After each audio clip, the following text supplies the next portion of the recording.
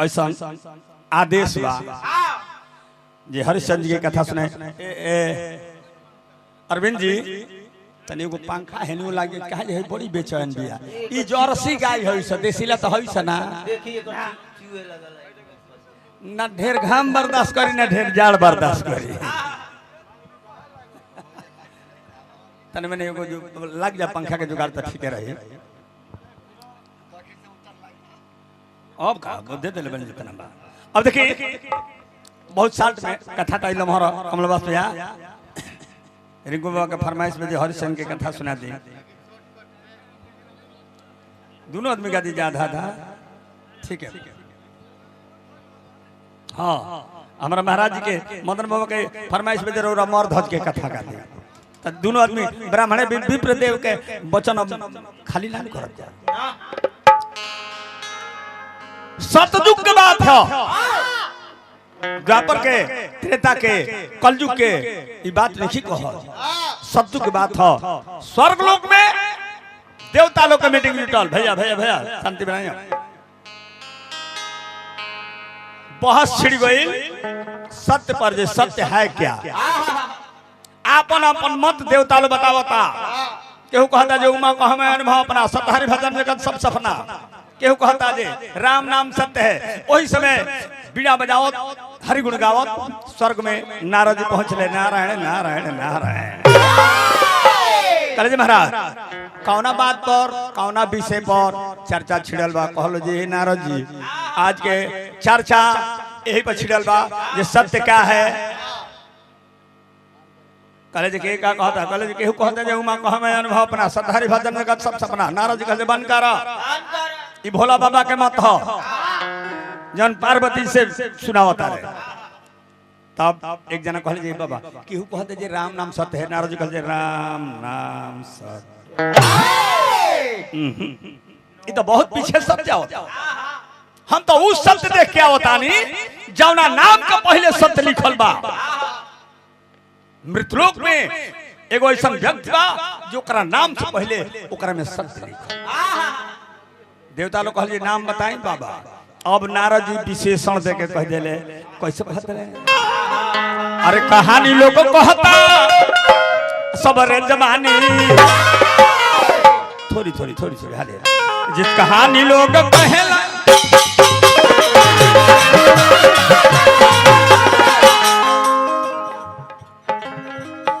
राजा महान उनकर प्रजा महान हो।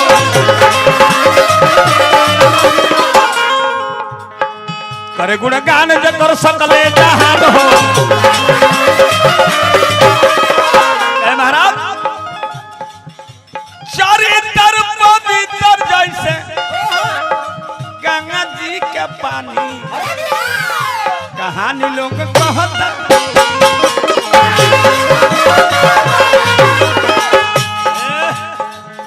कसा हमारा करे कले महाराज भले टली जाई है अचला ही नाचो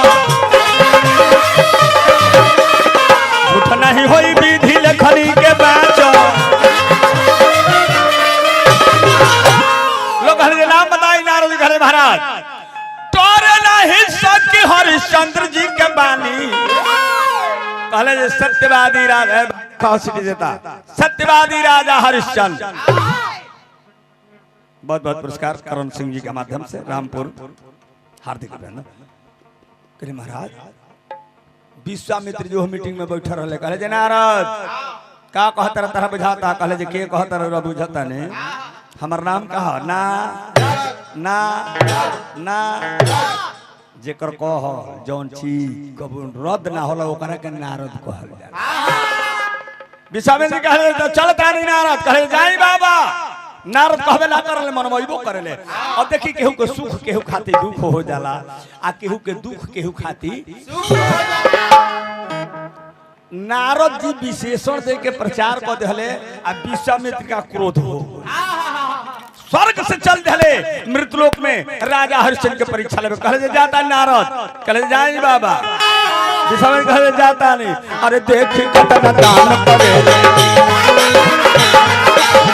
जे पर है बखान करे खीसी में ऋषि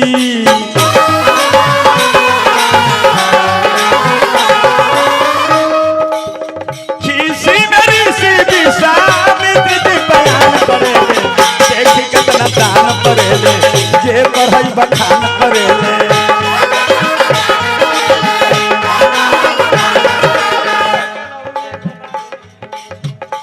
अभे बाबू हमरा के पुरस्कार दिले हम कहिए दिल में शुरू में जे हमने के पाहुन दमाद लागेले हार्दिक अभिनंदन बा हमरा रिंकू बाबा रिंकू तिवारी हजार हजार रुपया पुरस्कार दिले हमारा मंटू यादव जी गांधीनगर बहुत बहुत पुरस्कार दिले हार्दिक कॉलेज ना जाता नहीं केतना बड़न शब्दबाजी चल काने पाता लगा दी एड़ी उठा के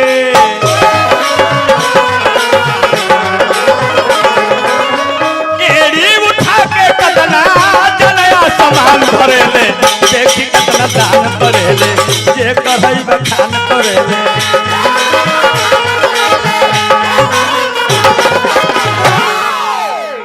अब राजा हरिश्चंद्र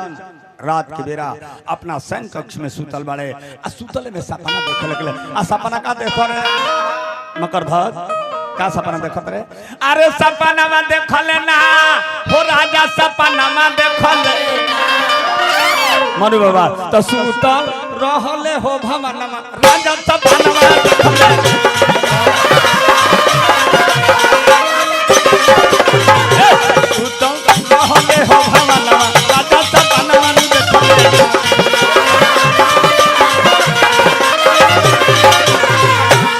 सपना देखता रे हमारा रिंकू तिवारी जी फिर बहुत बहुत पुरस्कार बाबा का बोला का तानी ये सपने में राजा सपने में बाबा एगो दर्शन दिहले ना सपने में बाबा एगो दर्शन दिहले तो धोवे लगले हो चरणवा राजा सपना देखले ना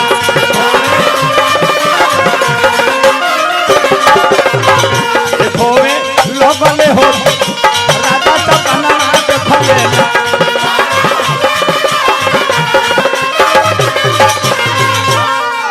हमरा करण बबुआ हमरा रिंकू तिवारी जी हमरा मंदिर के पुजारी सेगा के हमरा मदन गिरी जी 500 रुपया फैन पुरस्कार देने बाबा के गोला का तनी आशीर्वाद के कमला अब देखी राजा सपने में अपन राजपाट को ही दान कर दिया सुबह का बेरा नौकर लोग कहते मालिक मुंह धोई नाश्ता से राता कहले जे रात के बड़ा अद्भुत सपना देखले बानी महारानी आके कहले महाराज विजय बाबा कहे महाराज सपना के बाद झूठ होला रोरा मुंह धोई कहले नारानी हमरा नाम के पहले सत्य लिखल बनू तो हमर सपनो सत्य हो अतने में विश्वामित्र जइले आ कहले जे अरे भाई सुनो सपनी गेट पर दरबार जा कहले मालिक विश्वामित्र के आगमन भइल बा हरिश्चंद्र कहले जल्दी राज दरबार में ले आओ राज दरबार में ले बाबा के गोल लगले कहले राजा हमरा के चिन्ह तरह कहले बाबा रहो इंतजार में अभी मुंह नहीं खिद होले कहले चतुर राजा बा कुल ही बात मन परा के ताजा क के संकल्प करा के दान में ले राजा हरिश्चंद्र जी राज सिंहासन पर बैठा के पैर के पखार के कहले जी बाबा अब ये दास के का ढेर बनैबो तो बिगड़े लगी पहले ठीक रहल ह बिगड़ता कहले जे दास के का आदेश करता नहीं कहले हे राजा दान के बाद एगो उपदान होला जकरा के ठेठ में दक्षिणा कहल जाला आ दक्षिणा के बिना मैं दान बेकार हो जाला राजा हरिश्चंद्र कहले मांगी बाबा दक्षिणा में का चाहता नहीं कहले जे 1000 सोना के मोहर फटा के हरिश्चंद्र जी हंसले कहले मंगल है बाबा लेकिन बेवत के हिसाब से ना मंत्री के बुला के कहले मंत्री खजाना खोल दो बाबा के खड़ा कर दो अपना मन से मोहर काढ़ो विश्वामित्र जी कहले बेवकूफ राजा हम सुनले रहनी जे धन आवेला तो बुद्धि का बढ़ाला तार धनवो गोइला बुद्धियो गोई कहले बाबा कोनो गलती होता कहले 100% कहले का कहले राज सिंहासन हमारा नाम से लिख देलो और राज को सभी तोहरे नावे बा कहले गलती होता कहले 100% कहले के एकरा बाद भी रउआ के दक्षिणा देव कहले कैसे देबो कहले अपना बेचो कहले कहमा बेचबो कहले जे जहाँ मन करते है बेच दे कहले ना पूरा पृथ्वी के एक राजा तू रहल हो पूरा पृथ्वी तहार रहल हो आ पूरा पृथ्वी हमरा के दान में दे दे अपना के बेचबो का हरिश्चंद्र जी कहले जे एगो जगह है बाबा कहले जे नाम बताओ कहले काशी कहले चतुर्थ बार ए पूरा मृतलोक से अलगा काशी नगर के गिनती है मृतलोक में काशी के नगरी के गिनती ना होला शंकर जी के त्रिशूल पौ नगर बसावल बा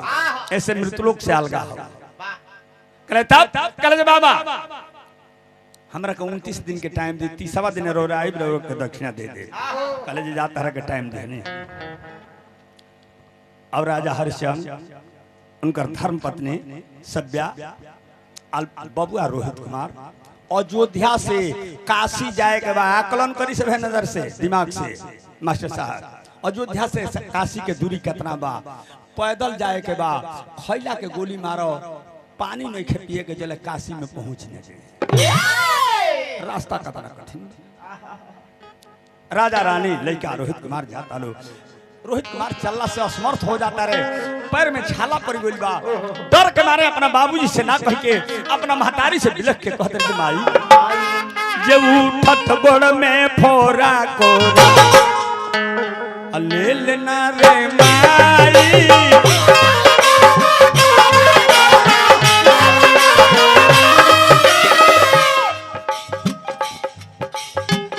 भाई शर्मा इंजीनियरिंग वर्कशॉप एवं डेंटिंग बॉडी मेकर पचखोरा रत्सौर बलिया प्रोपराइटर लुट्टू शर्मा जी सिकंदरपुर पचखोरा बांसटी दरबार बारी फेफाना 4-5 जगह इनका दुकान में शर्मा मेकर बहुत बहुत पुरस्कार दिले हमारा रिंकू बाबा रिंकू तिवारी आशीर्वाद देंगे हमारा के फेर बाबा के बोले कहली माई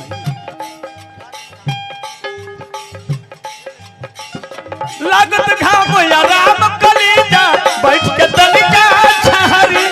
बैठ के तनिका कहली माई बाबूजी के दास समझाई रोवे लग दिल खाई उठल गोड़ में फोरा कोरा ले लेना रे माई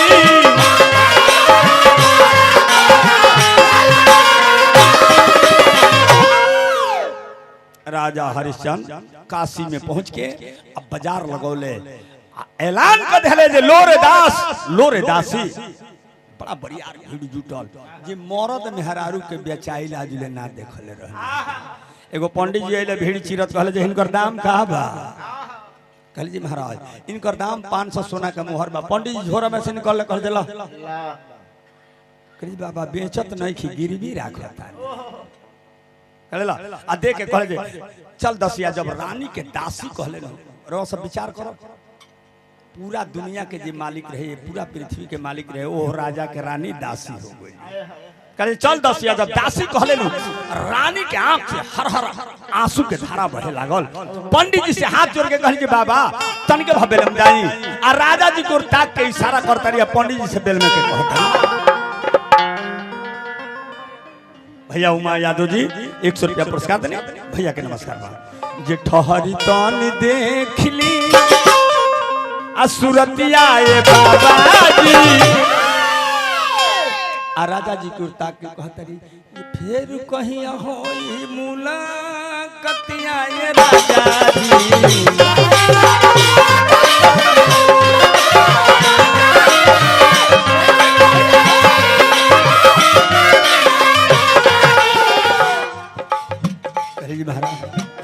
हम तो जियो अपना लाल के निहार के रौरा कैसे रहबी हम के विस्तार के करा से पूछब कुछ लतिया के राजा जी फिर हमारा मदन गिरी जी मंदिर के पुजारी हसेगा हजारों पुरस्कार देनी नमस्कार परमा बाबा के गोड़ा जे के करा से पूछब कुछ लतिया के राजा जी फिर कहिया होई कतिया हो राजा जी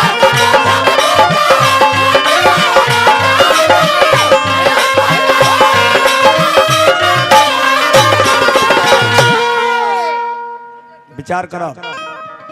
सुनते हैं जानने के लिए और जानते हैं मानने के लिए मानते हैं उसको करने के लिए करते हैं सिर्फ आनंद के लिए विचार करी सब है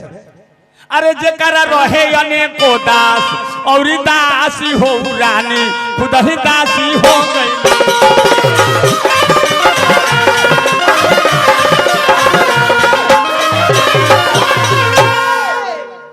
माननीय प्रधान जी एवं अभय बाबू अभय यादव जी ठेकेदार साहब उचेड़ा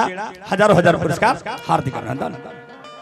तो खंड नहीं अखंड समीप पर रहे जकर कहां गइल वो सोना चांदी के अपर पार भंडार रे उरानी खुद ही दासी हो गई तो कहवा गइल नौकर चाकर अपरासी हो उरानी खुद ही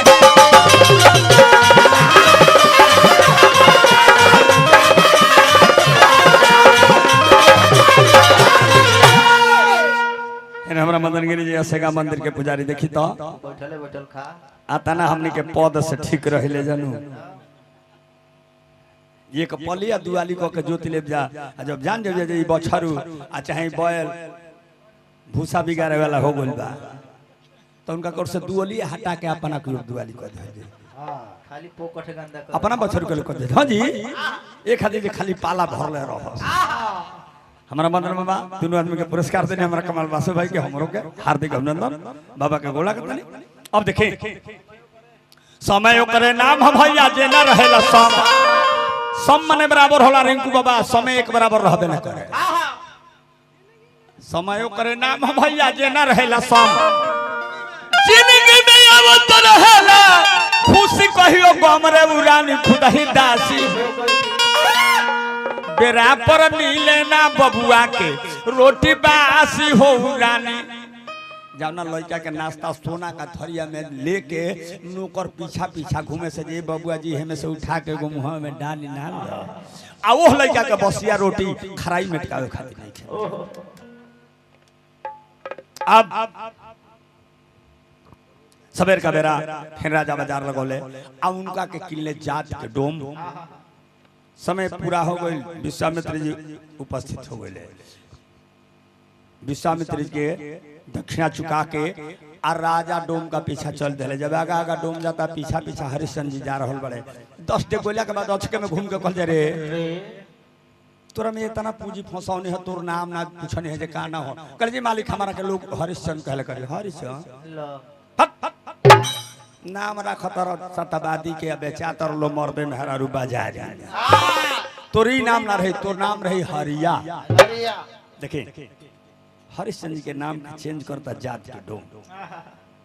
किस्मत दहिया धोखा दे दे रिंकू बाबा हाथी पे बैठ के जात रहनु तले कुकुर काट ली अब ए पर विचार करो से जे कैसे काट ली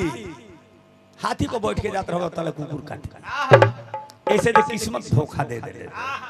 अब हरिश्चंद्र जी के नाम चेंज के जात के डोम कह देता राम है आरे हरिया हो गईले हे राजा हरिया हो गईले अब बरिसल विपत्ति बदरिया राजा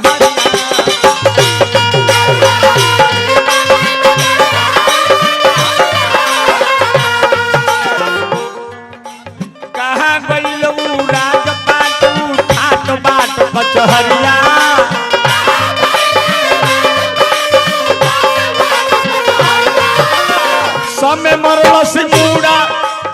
समय मरलस मूड़ा मुर्दा घाट के नौकरिया सुनले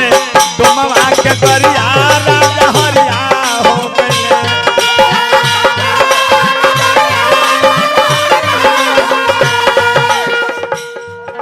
ऐसे बाबूजी पुरुष बलि नहीं होते समय होते बलवान कुरुक्षेत्र के जंग के जीते वाला धनुर्धर अर्जुन या समय उनकर साथ छोड़ दिया मुसहर मार के उनकर धन संपत्ति छीन ले से उनका मेहरारू के हड़प ले समय हंसा दी समय फंसा दी जिया दी मुआ दी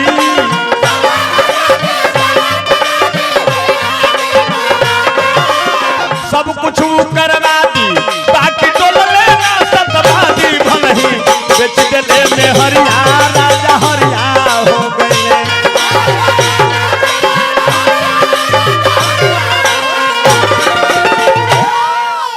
बाबू अब शेख यादव गांधीनगर परिवार भरी बहुत बहुत पुरस्कार दिले हार्दिक अभिनंदन शुभकामना। अब देखिए राजा के ड्यूटी लगल श्मशान पर कहे जे मालिक के जाके नियम का बा कहे जे एगो नियम बा बिना कर लिहले गहु लाश दफनावला जाई हरिचंद कहे जे मलिकार का जाने कहियो कोनो यार के लाश है कहे चाहे यार के लाश होखे तब चाहे गदार के लाश होखे तब चाहे पाहुन के लाश होखे तब चाहे सार के लाश होखे तब चाहे यूपी के लाश होखे तब चाहे बिहार के लाश होखे नियम एगो और राजा हरिचंद ड्यूटी देता रहे आए ने देखे रोहित कुमार फूल ले खाली फुलवारी में गोल बड़े आ उनका के सांप काट देले बा गिर के छपटाता रहे उनका उम्र के लड़का भाग के आके कहले सो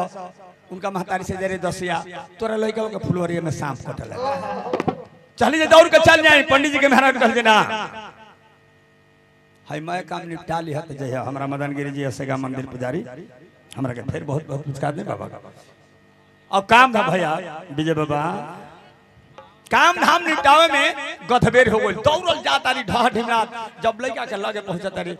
तन से प्राण छूट गए लड़का के लाश गोदी में उठा के आप पंडित जी के घरे आवता रही आवरोहन देता रही दुनिया के मालिक परम पिता परमेश्वर से तो मेहरारू के ओरोहन के तेरे मेहरारू देली से देखिए कैसे ओरोहन देता रही जे विपतिया में डलले हेर तोईमा आज विपतिया में डलले रे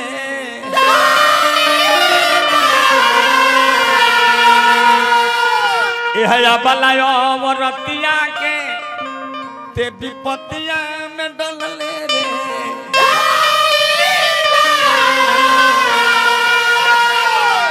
भैया उमा शंकर यादव जी ड्राइवर साहब 100 रुपया पुरस्कार देने बार बार नमस्कार प्रणाम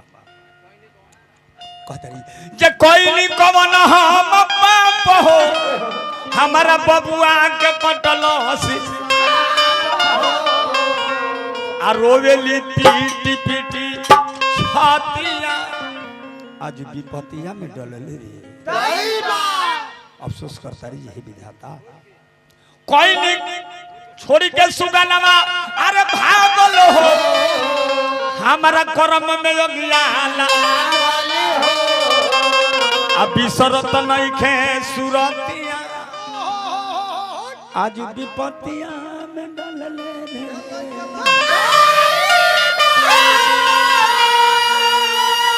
हमारा रेणुका तिवारी जी हमारा मदन गिरी जी हजारों हजार पुरस्कार देने बाबा लोग के बोला कहते नहीं ऐसी बात पूछी है जहिया सजानावा तो कहब कौन बचानावा कहिए जे कहां बिलवलू हमार थतिया आज विपतिया में डलले अबे बस बस तो 5 मिनट खाली 5 मिनट रुक जा हमले रह अब आवतारी आप पंडित जी के महाराज से कल जी मलिकाइन कुछ पैसा दे दीजिए कफन गिन के लड़का के लाश के दफना देते अब झलक ना ऐसा इनका राजकुमार मुअल बड़े ऐसा लड़का तो रोज 200 बिना कफने के फेंकाता रहे तीर पर कल जी मलिकाइन भिखी मांगो को लड़का ओकरा खातिर राजकुमार होला अपन आधा साड़ी फाड़ के लड़का के लाश के तोप के श्मशान पर जाता रही 12 रात बजता वीरान स्थान श्मशान पर जा रहा बड़ी और रास्ता में अपना किस्मत पर वो तारी कहते जी में केहू को दोष नहीं है हमारे तकदीर के दोष जई करम के कमाई हो आज विपत्ति आया घेरली सुन न के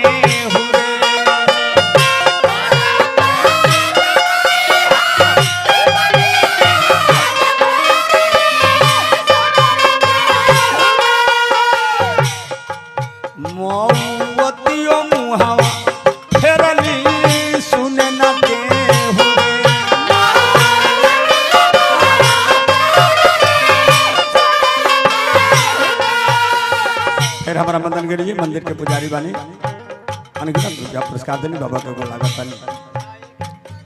जाई के करा लगिया से जरी गईल भाजिया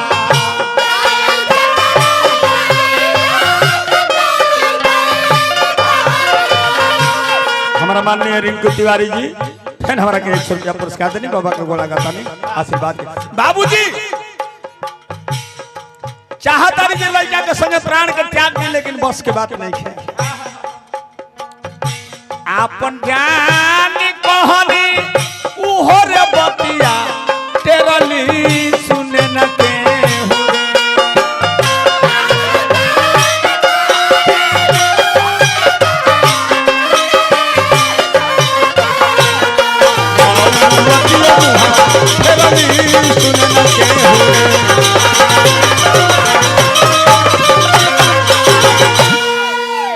श्मशान पर जाके लाश के रख के कहते हे श्मशान के देव ए हमला पर सहायता हो जा कि हम हमारा लड़का के लाश के दफन कर दे आवाज हरिश्चंद्र जी सुन ले आगे कह हे स्त्री तो के हो ए बड़ा वीराना स्थान श्मशान पर कौना दुख से दुखी बारू कह जी महाराज हमारा दुख के बारे में जान पूछी बोली से राजा के चिन्ह गोली और राजा रानी के चिन्ह गोले कहे रानी ये श्मशान पर यह बेरा करी महाराजा रोरा अपना देह के का दासा कर ले भाई एगो लाश कुछ जरते लोग छोड़ के चल गए रहे अचके में लहर फूटल आ दोनों आदमी एक दूसरा के देखले कहे महाराज ये जरूर का करता नहीं करे यही जे हमर ड्यूटी बा यही जे हमर नौकरी बा बातचीत के दरमियान राजा के नजर पर गेल लड़का के लाश पर कहे रानी है लाश कैसे कहे जब 2 मिनट पहले जैसे गुजरने हैं केहू के लाश ना रहल कहे जी महाराज इलास रौरा करे जल्दी बोला के कर हा कहे जी इलास रौरा बेटा रोहित को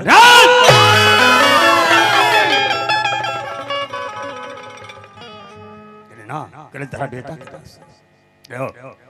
तब इनकरा के दफनावे से पहले कर देबे कहे मालिक तोहरा बेटा कहे हमारा बाप के लाश रही तब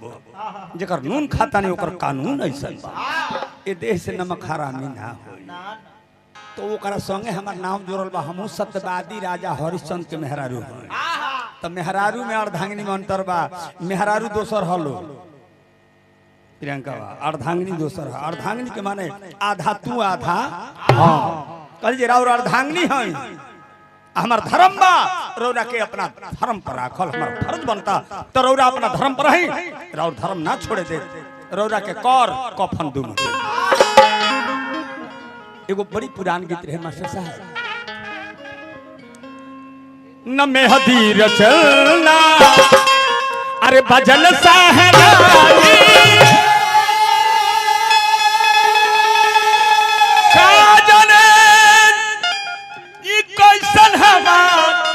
अरे होत बे विदाई अरे महाराज जे फारी के सारी अब बनवनी का भाना और धरे से तो तले बनी अपन तनवा हो सजाना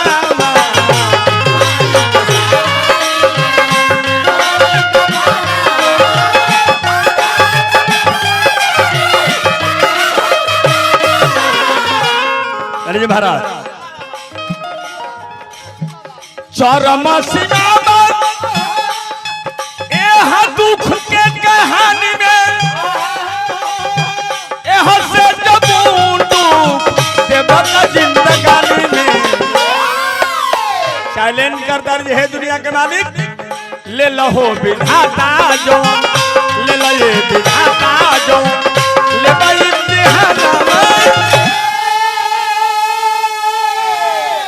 जे कड़ा परीक्षा लेके देखा हो में या बला फर्स्ट क्लास फर्स्ट पास हुई अरे महाराज धर्म के खातिर दरवान मुर्दा घाट के पहला हो विधाता हमारा स्वामी सम्राट के राजा हरिश्चंद्र बुझाई जे धर्म से डगमगा जे है कहिए ही लाजन रोपले रहेड़ी जन रोपले रही हेड़ी जन डोले चरा अधवे से तो पहले बानी अपन तनवा हो सजना कली महाराज कर देता नहीं लाश के नंगा कर देली करी जाएगी कफन नहीं आ कर का बदले जो नाथा सारी से तन तो पहले चली जो उघार हो जाए जब सारी खिंचली आकाश से देवता लोग जय जयकार कर रहे हैं फूल के वर्षा कर रहे हैं जय हो सत्यवादी राजा हरिश्चंद्र की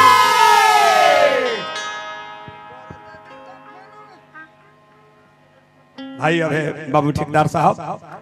हमरा के 500 रुपया पुरस्कार देनी भैया के नमस्कार प्रणाम आशीर्वाद के कामना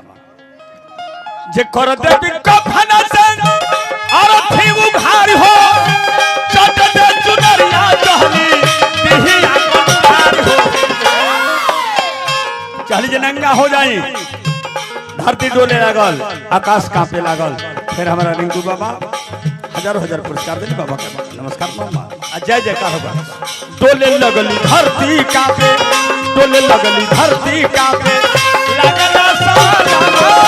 आधा में तो डोले वाली कलवाए सजनामा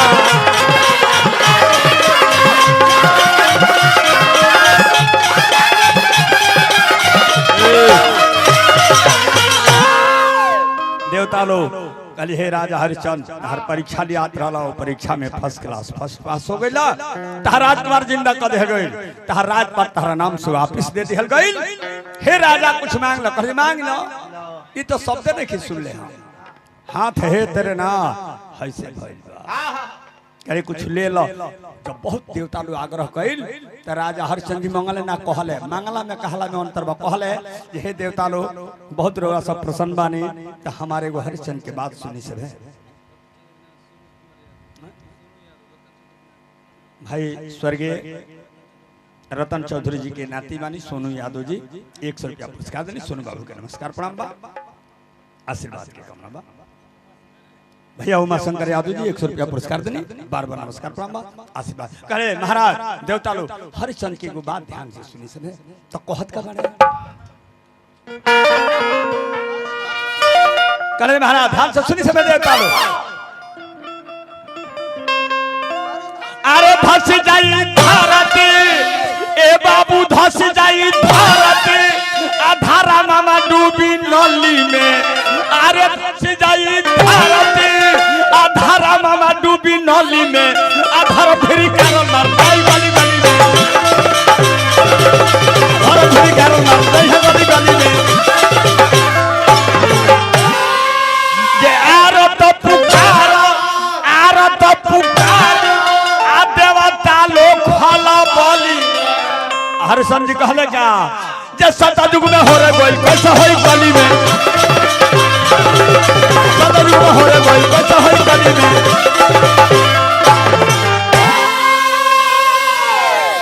बहुत बहुत रुपया पुरस्कार लुटू डेंटर साहब हार्दिक अभिनंदन शुभकामना करे महाराज सतयुग में जो रहो सब हरिश्चंद्र के परीक्षा ले ले बानी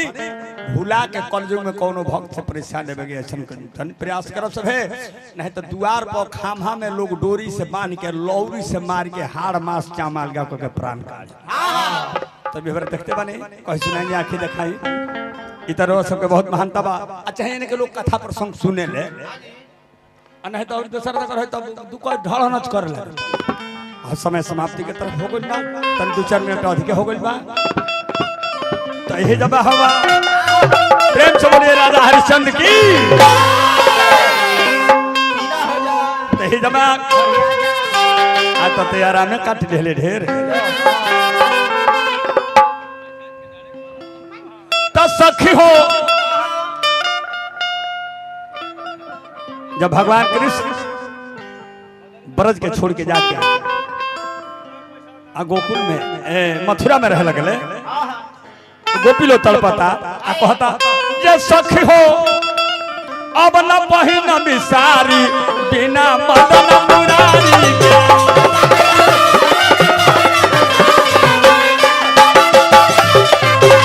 सखिया अब न पहिन बिसारी बिना मदन मुरारी के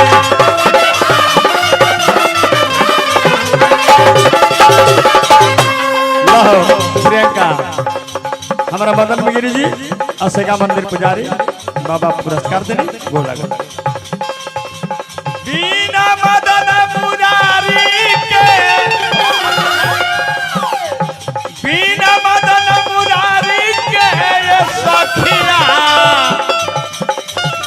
तो सखी हो ये सखी हो अब न पहिन भी तारी बीना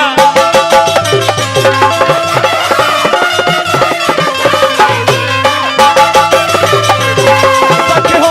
अब न पहिन भी तारी बीना मदन मुरारी के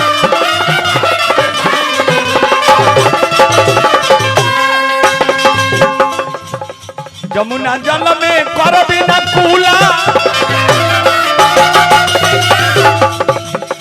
अब न झूला भी कदम पर झूला अब न झूला भी कदम पर झूला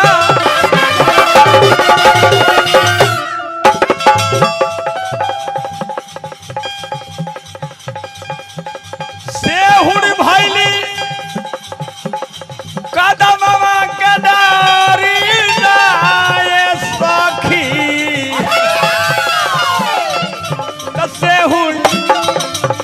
से हुड़ भैली कदम के डारी बिना मतलब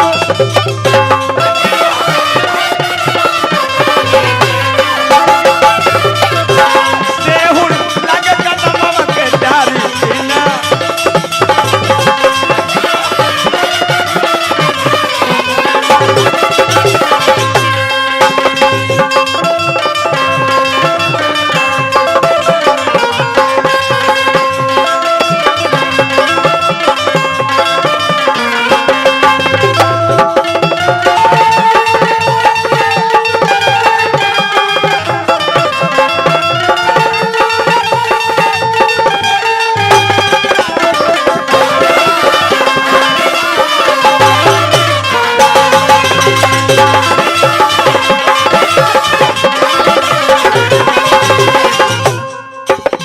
अब न पहिन कुसुम रंग सारी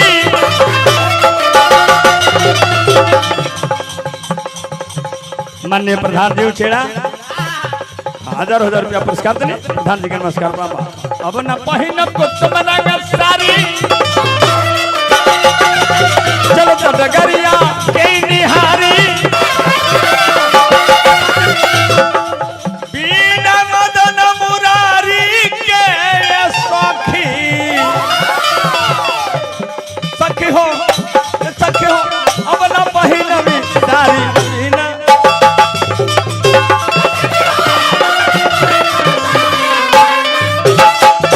ये सखिया अब न पहिन भी तारी बिना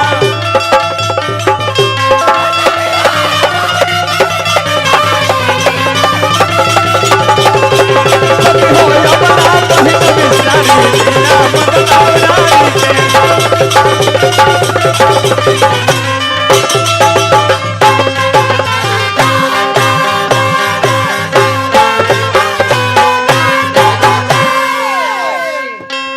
बोलिए शंकर भगवान की अभी 100 रुपया पुरस्कार देने हमारा मदन गिरी जी